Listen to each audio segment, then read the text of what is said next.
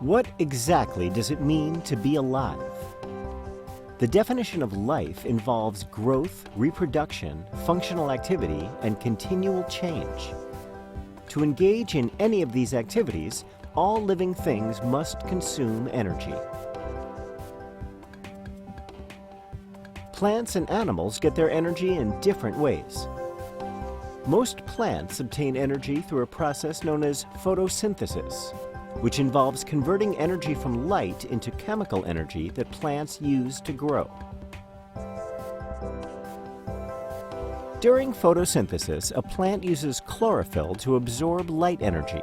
The energy is used to combine carbon dioxide that the plant has typically taken from the air and water that its roots have gotten from the soil to form sugars. Molecular oxygen is a byproduct of this process. The plant cells use the sugar for all of their various functions, such as growth. Organisms that use photosynthesis to create energy are called photoautotrophs.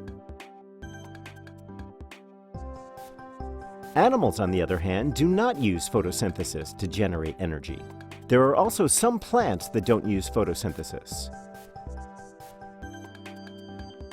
Organisms that don't use photosynthesis are called heterotrophs, and they have to get energy for their cells in another way. Are you hungry? Did you have lunch? Animals and heterotrophic plants need to consume nutrients to obtain energy for their cells to function. In other words, they eat food. Strictly speaking, food is a substance that contains nutrients to be used by an organism to survive, grow, and reproduce.